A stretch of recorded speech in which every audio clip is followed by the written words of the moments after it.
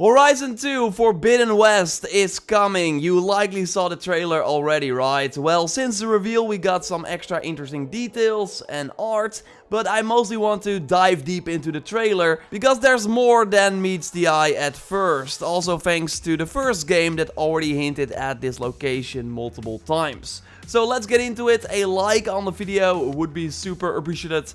And let's go. As you might know, I'm doing a June giveaway for a 2020 game of your choice on your platform of choice. The link is in the pinned comment for if you want to participate, and you have to be a subscriber as well if you want to win. Good luck. And again, you can win any 2020 game of your choice, but not including Horizon 2, because I don't think that's coming out this year. Sony did share some launch windows for other games, but mostly for ones that are coming out around the launch of the PS5, like the Spider-Man Miles Morales game that seems to be a standalone game exclusively for the console. No, not even a 2021 date for Horizon 2, although I would be shocked if they take more than 4 years to develop this sequel. Steven, the senior systems designer, notes on Twitter that he has been working on this game already for the last 3 years, so they likely immediately started after the original, while another team was working on the Frozen Wilds DLC. So they should be pretty far. Some people inside Guerrilla Games also helped with Death Stranding, but still I think that 4 years seems like the right time for this release. And everything that we see here and the screenshots they shared later on as well are captured on the PS5 as indicated in the images too. I was like, is this a cinematic trailer? But no, this seems to be the game running on the new console. More beautiful already than the also impressive Unreal Engine 5 demo that will be available to developers in 2021. But yeah, I can't say that I'm surprised, because the Decima engine is really the best looking engine in the business. It seems like the game takes place in San Francisco, or just California in general. We got Ann Lima on Twitter noting the comparison between the real-world port of San Francisco and the underwater one that we see briefly in the trailer. But of course also the Golden Gate Bridge gives it away as well. We saw that multiple times in the distance, and actually here in this close-up image, seems like a Metal Devil destroyed this bridge, and we of course saw many of these machines in the original already. And actually at one point we got a better look at the machine thanks to art that was released. Of course, the original teased that this machine might be resurrected, but in the trailer and in the screenshots we only saw non-functioning ones. And it makes sense that we see a ton of these ancient war machines here in the Forbidden West, because it is believed that some of the final stages of Operation Enduring Victory took place here, and this was a plan to slow down the rogue machines so Project Zero Dawn could be successful. And that would of course shut down all these ancient war machines, and we actually see a lot of them here in this footage with many rusty corruptors, tanks, and also this huge Metal Devil there in the background. And I would not be surprised if this is a hint at another ancient war machine that we haven't seen before, something we see Aloy stand on here in the trailer. How did she get there? That's a valid question. Maybe the climbing sequences are actually improved, so that we, instead of dedicated paths up a mountain, can climb everything we see. And this was common feedback because Breath of the Wild released around the same time as Zero Dawn, and in Breath of the Wild you can really climb everything you see. So maybe Guerrilla Games looked at that and thought, okay, we should do that in the sequel here too. But overall, the big new gameplay mechanic they focused on was underwater exploration. We see Aloy use a dedicated device, likely indicating that she can stay underwater for quite a long time. I'm curious if there will be fighting underwater. We do see a snap mob passing by. You would imagine that he would attack if he spots you. But so far it seems like it will just be a way to explore extra parts of the map. Like we see the underwater port of San Fran, and we also see these areas incorporated when the title of the game appears. And Horizon 2 Forbidden West was actually one of my predictions for the title. In May 2020 I posted this tweet with some actual predictions and some joke titles, and actually in my E3 2018 predictions video, so 2 years ago, I said this.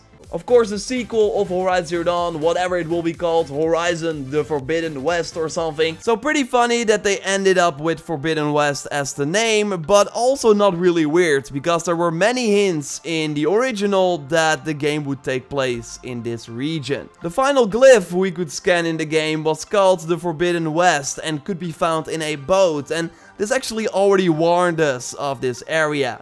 Oh yes, all have spoken of new machines in the West. Machines more strange and terrible than any found in Sundom. There were already 25 in the base game, and then with 3 new ones added via the Frozen Wilds, and seems like Guerrilla Games is not holding back for this sequel, so I would not be surprised if we got near or hit the 50 machines in this game in total, including of course the returning ones. One of my favorite new machines is totally the turtle that was hiding in plain sight, and this actually reminds me of the Gravios in Monster Hunter that would also blend in with the environment and then suddenly appear when you got too close or would hit the back of the creature. So I totally think that you'll be running at some point in the Forbidden West and then suddenly this machine comes out of nowhere. Later on we see many boar-like machines with one tribe trying to override them from the looks of it. Something that we could of course do in the original, but now this seems to have fallen into the enemy's hands. And this likely has to do with Silence, who we see overlook this situation.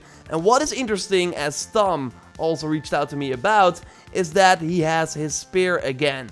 The spear that he actually gave to us in the original and that we left in Hades at the end of the game. And you can actually see that throughout the whole trailer, Aloy doesn't have a spear anymore. So Silence somehow got it back, and as Tom also speculated, maybe he gave the spear to us so we could maybe download something from Hades onto the spear that he can now use against us. And of course, if you got interesting theories, then totally reach out to me via the input@JorRaptor.com email address. Also, the eyes of the boar turn yellow, while if Aloy would override a machine, they would turn blue, as we also see as she rides on the charger throughout the trailer. And well, this is interesting because if we go to the Guerrilla Games Instagram account, we see one picture where Aloy has a spear that looks different as the final upgrade from the previous game. It looks a little shorter as well. A job listing before the release already hinted at multiple melee weapons, so this small pointy spear is likely one of them. So I'm really curious what other weapons Aloy can use. And overall, I would have loved to already see some of that. It feels kind of weird to me that Aloy would go to this super challenging area in the Nora Brave armor set that is one of the worst armor sets in the game with just one mod slot.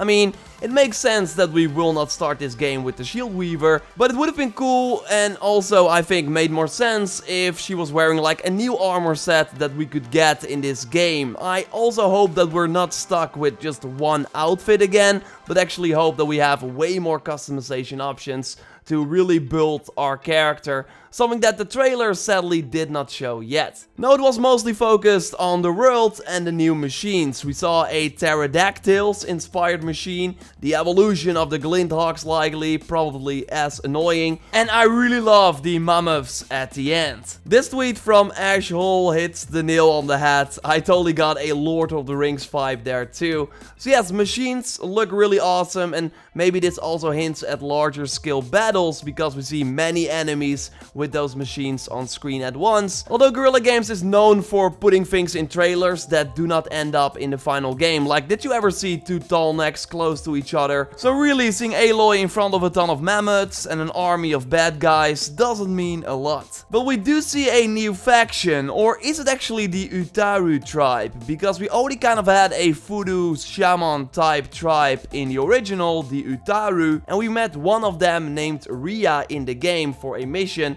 And she looks kind of similar, actually more, to the characters we see early in the trailer with the huge storm in the background. This tribe is really focused on the earth and agriculture, so it makes sense that you see them grab things from on the ground, and they kind of seem sad because of what is going on around them. So then I think the faction that Silence is teaming up with is likely something new, maybe like a bandit variant. And I'm sure that this guy is like a boss that we can take out at some point, or just a heavy enemy. Hopefully the human AI is significantly improved in this game, because where the machines behaved almost like real animals and were incredibly believable, the humans left much to be desired, but I'm sure that Guerrilla Games is aware of that too. There's actually more to discuss regarding the Horizon Forbidden West trailer, especially looking at things that were already teased in the original, so totally expect more videos on that very soon. Subscribe for everything on Horizon 2. I really can't wait to see more, and it's awesome because if you follow me for a while, then you know that the channel really took off in February 2017 around the launch of this game, and I covered it a ton, and now 2 years later we are at the start of the sequel. So I will follow it along, make a ton of videos, keep you up to date here. So totally subscribe for that. A like on the video would be super appreciated, and totally check out my Last of Us Part 2 review by clicking on the screen. For now, I will speak to you next time, and goodbye.